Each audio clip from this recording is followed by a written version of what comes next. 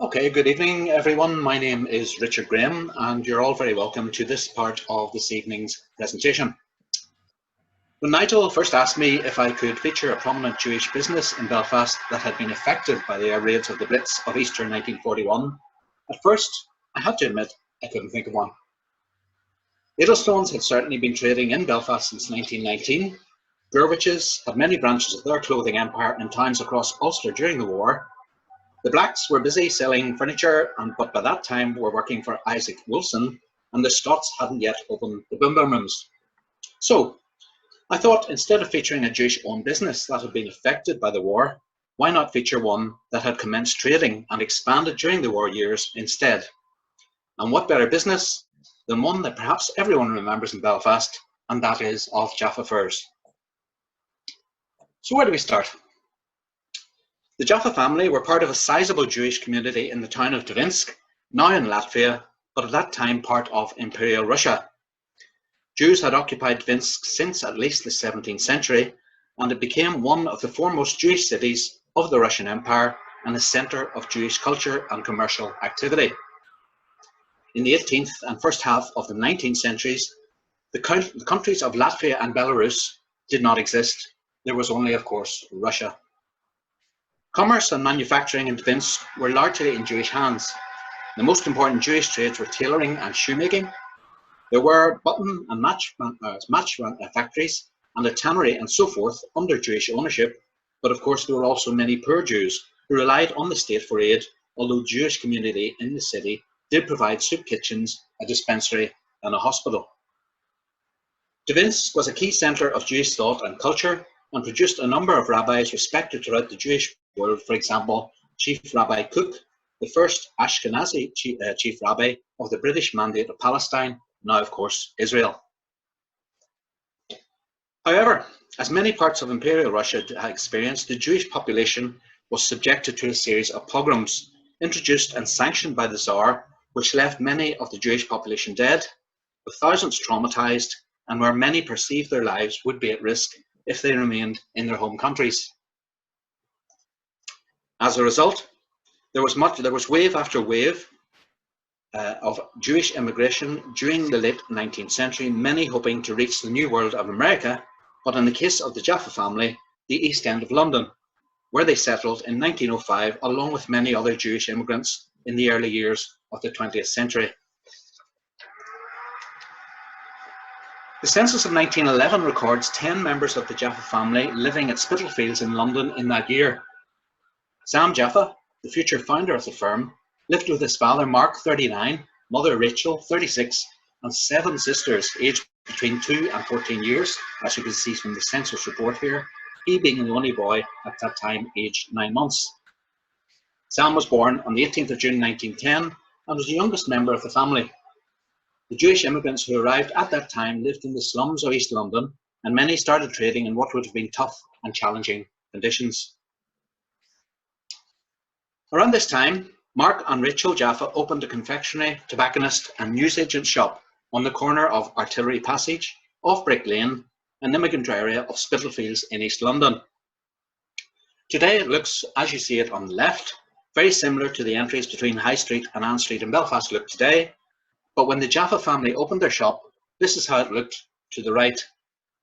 You will notice from the sign outside the shop that the photograph was taken in 1912, shortly after the sinking of the Titanic in April of that year.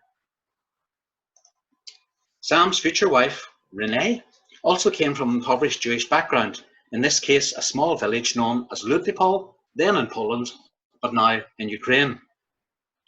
The village had important Jewish population, which grew to a sizable population of 1,200 at the beginning of the 20th century, and boasting no less than 5 synagogues.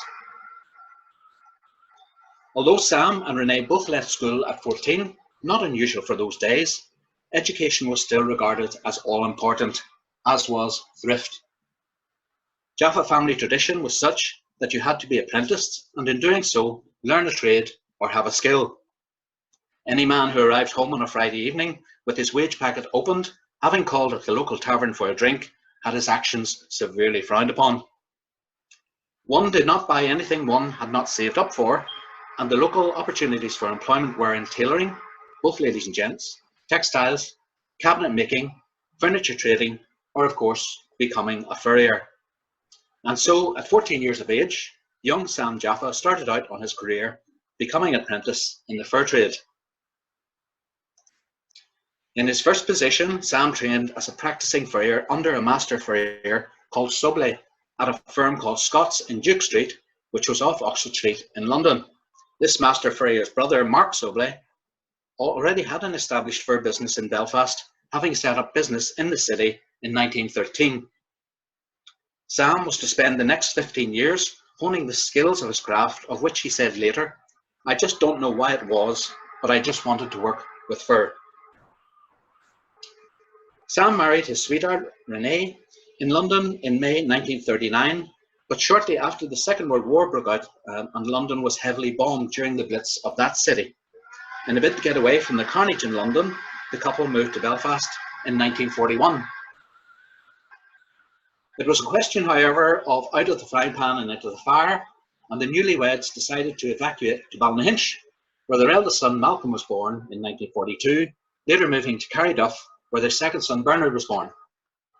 This move to the relative safety of the countryside was precipitated by the aerial bombing of Belfast by the Luftwaffe in 1941, where over 900 people died and over 1,500 were injured. Sam, at the age of 30, first started working in Belfast as a fur cutter at the Siberian Fur Company in Wellington Place. He had worked for a short time in Dublin for the Vard family, who were also furriers in Belfast and Ballymena, and of whom many of you will be familiar with the trading name Kenneth Vard. Belfast at that time was rich in fur businesses. Many of the department stores sold furs, such as Arnott's, of which you can see the original building here on Bridge Street. It was actually destroyed in the Blitz of 1941. And of course, Robinson and Cleaver on Donegal Place, featured here in an advertisement of the Jewish Gazette. And of course, there was Rob's, seen here as it appeared on Castle Place in 1941. But these businesses, these large stores, did not have a furrier to carry out fur repairs and alterations. So this is where Sam Jaffa started his business in Belfast, providing a service for the big stores. Sam and Renee established the business, starting with a fur workroom in the front room of their house at 39 Galwally Avenue, just off the on-road in South Belfast. Although initially successful, unfortunately for Sam and Renee, Belfast City Council objected to the workshop being set up in a residential area, and soon they had to start looking around for a more suitable commercial premises. In 1942, Renee, and here she is, found a room to rent on the first floor of 47 Fountain Street in the city centre, much nearer to their customer base. When asked why she chose Fountain Street, Renee answered that, as it was near City Hall, it must be a good location. At that time, Fountain Street consisted of what had been many small terraced houses dating from the Victorian era, and the upper floors were occupied by a variety of small businesses and traders, such as tailors, dressmakers, hairdressers, and even a photographer. This slide gives a good impression of what the city centre was like back then during the war years. At first, Renee had difficulty finding out who the tenant of the room on Fountain Street was, as she later found out it had previously been set up and used as a love nest. When business was slack at Fountain Street, the ever-resourceful Renee came across some material, a type of flooring lino, at the nearby bank buildings. And here you can see an image of how the bank buildings looked exactly at that time, taken in 1942, with its plate glass windows missing. This was material that nobody wanted, out of which she made handbags which were sold to Sinclair's department store further down Royal Avenue. Malcolm Jaffa, their eldest son, remembers as a boy carrying the bags that his mum had made down to Sinclair's, where he was met by the owner of the business, Fred Collier, who inspected all goods coming into the store in his office under the main staircase, and which can be still found in the building today, although of course Sinclair's closed many years ago in 1971. Back in Fountain Street, Sam rented more rooms on the first and second floors, and after several years managed to rent 2 ground floor windows at 53 Fountain Street, and you can see the street directory of the time just on the left. Here he could display some of the merchandise manufactured in the upper workrooms. However, none of the small owner-run businesses had leases to protect themselves, and shortly after, when the block came up for sale, the owner told Sam in no uncertain terms if he did not pay the price quoted for his own small part of the building, he would be thrown out on the street. Sam had no choice to pay, of course. He had saved the money, so he stayed in Fountain Street. Most of you will remember the property on Fountain Street as it stuck out 15 feet beyond the frontage line of the other shops in the street, making it very prominent for shoppers who were making their way by. The slide also captures how the businesses marketed themselves in the early days. Sam and Renee were obviously, and quite rightly so, proud of their workmanship. Fur capes divinely made in a multitude of styles, with the remodelling, dyeing and remodelling service being the finest in Ulster. This slide also captured how the business marketed itself in the early days. Sam and Renee were obviously, and quite rightly so, sorry, I covered that one. These two advertisements are taken from the Belfast Telegraph of 1950, when the businesses had become established and very successful. The middle one lists the products that were available to the Belfast public of the day. Selling such products today would, of course, raise a few eyebrows, to say the least. But back then, fur was highly fashionable, desirable, and of course, big business. The cutting to the right advertises the company's goods during the July summer sale of 1950, when the company had the largest collection of furs in Ulster and were open all day on Wednesday. And only those of us of a certain age will remember when large stores in Belfast closed for the half day every Wednesday. I'm obliged to Nigel Henderson for these cuttings, which helped me out greatly. Sam's son, Malcolm, joined his father in the family business after leaving university, although against his father's wishes, of course. Like all good Jewish fathers, Sam had his sights set on Malcolm becoming an accountant, but to no avail. Unsurprisingly, the profession that had the highest status for the family was that of a doctor, and Sam succeeded better with his aspiration for Malcolm's two younger brothers, with Bernard becoming a dentist and Ronnie a barrister. Here, Sam, Rennie and Malcolm can be seen outside the new extension to the Fountain Street premises during the company's Silver Jubilee celebrations in 1966, as captured by the leading society magazine of the day, the Ulster Tatler, where anyone who was anyone, or at least thought they were, had to be seen. Malcolm spent many hours at his father's elbow, watching him decide what to make and what pelts to use. He then graded the pelts for colour and density of fur before cutting them to a pattern. Sam had 7 basic patterns which he graded into sizes. These patterns were then drawn to large sheets of brown paper, which he then perfected, put onto cardboard before being carefully numbered. Sam was proud of the fact that the expansion of the Fountain Street premises during the years between 1942 and 1966, from upstairs to downstairs, sideways, and back up again, provided him with all the space he needed to store his vast stock of skins, in addition to creating 2 large refrigeration rooms and the laterally pointed salons that his customers visited on the ground floor. In 1966, a contemporary news report tells us that the salons of Jaffa furs were being redecorated with gold and royal blue carpeting, pearl grey walls, and crystal chandeliers, with the garments being displayed in 2 tiers. Wow. Sam was always very particular about everything he did and had tremendous pride when sewing the Jaffa label onto a fur, which you can see on the left. Malcolm recalls that Sam always used to say, "Remember that it is the family name above the shop, always cherish that." And of course, the brand was extensively marketed throughout the press of the time. On the right-hand side, you can see a publicity shot taken from the 1969 collection being modelled, if that is the right term, in the grounds of City Hall. What you could get away with in those days. In later life, Sam stopped smoking cigarettes when warned to do so by the family physician, Dr. McVicker, and thereafter took up the pipe, one of his trademarks, along with the odd cigar. Following his father's death in 1973, at the age of 63, Malcolm Jaffa took over the family business.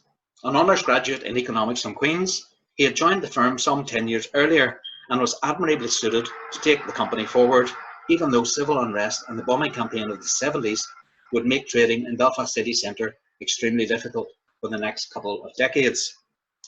As you can see from the advertisement of the time, Jaffa Furs now traded in extended premises at 51 to 55 Boundary Street. In the 60s, fur were still very fashionable, as can be seen by this shot in 1966 outside City Hall, with other specialist fur businesses such as Swears and Wells, the Siberian Fur Company, Carter's, Drucker's, the Ulster Fur Company, Sophie Morrison, and Furs Direct competing with each other in the marketplace. Shortly after entering the business, Malcolm took a stand at the Ideal Home exhibition, taking place at the King's Hall, in order to display the company's wares. By chance, he met a salesman on a neighbouring stand who told him that in every social group there is a queen bee who sets the standards for that group, and if you can locate and sell to her, then the other ladies will follow suit. From then on, Malcolm made this his mission to find the queen bee, and he did so by taking his fashions out onto the road. Aided by his wife Sandra, his first fashion show was for Mencap, and soon every facet of the business was being promoted at Jaffa Fur fashion shows, put on all around the province for charities and institutions. They were a far cry from the typical fashion show that had previously been held in the 1950s at the Ideal Home exhibition at the King's Hall, as can be seen here on the right. The business got a makeover in the 1980s with the distinctive swirl on the J of Jaffa appearing on the firm's marketing material and advertisements. The company opened 2 further branches in Aberdeen in 1974 and Blackpool in 1983. In addition, there were 3 manufacturing units in England making garments only for Jaffa Furs. But why Aberdeen, you may ask? Well, of course, because of the oil boom at the time, and soon the obligatory Jaffa fashion shows followed. Malcolm also gave many lectures in both Northern Ireland and Scotland on the history of furs, the making of fur garments, and of course, the care of fur. The store on Fountain Street also got a new frontage featuring the new logo, and here we can see in a photograph of 1983 during the opening of Brand's new relocated premises in their former arcade. Incidentally, the Brand's premises seen here on the right had previously been those of the Siberian Fur Company, one of Jaffa's main competitors in the specialist fur market in Belfast. Sadly, the photographer would not let me have an unmarked copy of this print, so if I could ask you to live with the rather severe copyright, as other photographs of the shop are proving almost impossible for me to find. But like Brand's, who eventually closed opposite just 6 years later in 1989, the fashion industry was going through massive changes, as was retailing.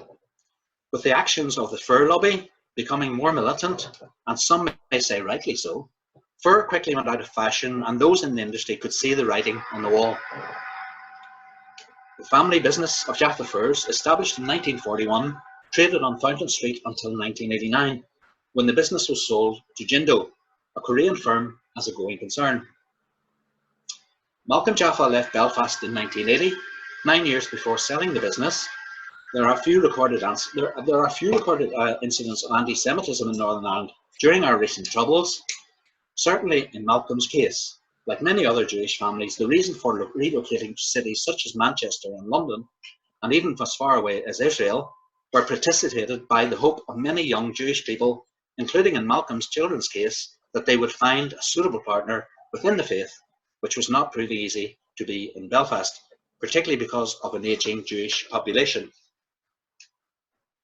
Sam Jaffa, through hard work and determination, and as a member of the Jewish family that had once been forced to leave their homeland because of persecution, established in Belfast what was to become one of the most prestigious brands in the city. And all this during one of the most traumatic troubled period in Belfast has experienced, the air raids of the Second World War. His family, of course, continue to be proud of his achievements to this day. Ladies and gentlemen, I hope you've enjoyed this evening's presentations, and hope you will return to view more of History Hub Ulster's output in the future. I am indeed indebted to Malcolm Jaffa for the information he made freely available, and also the help he has given to me in the production of this evening's presentation. I'd also like to thank my colleague Nigel Henderson, who has assisted in supplying much of the information for this evening's presentation. Thank you very much for joining us this evening.